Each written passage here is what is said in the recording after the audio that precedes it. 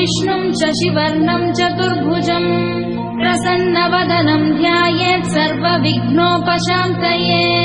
यस्य द्विरदवक्त्राद्या पारिषद्या परशतं विघ्नं निघ्नन्ति सततं विश्वक्सेनं तमाश्रये व्यासं वसिष्ठनप्तारं शक्ते पौत्रमकल्मषम् पराशरात्मजं वन्दे शुकतातं तपोनिधिम् व्यासाय विष्णुरूपाय व्यासरूपाय विष्णवे नमो वै ब्रह्मनिधये वासिष्ठाय नमो नमः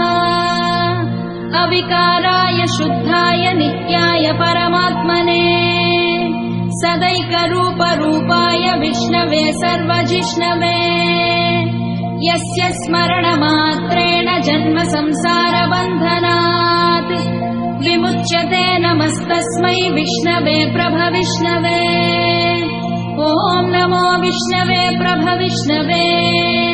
श्रीवैशम्पायन उवाच श्रुत्वा धर्मानशेषेण पावनानि च सर्वशः युधिष्ठिरः शान्तनवं पुनरेवाभ्यभाषत युधिष्ठिर उवाच किमेकं दैवतं लोके किं वाप्येकं परायणम् स्तुवन्तः कमर्चन्तः प्राप्नुयुर्मानवाः शुभम्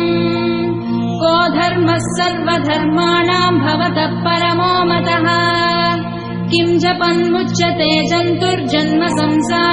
संसारबन्धनात् श्रीभीष्म उवाच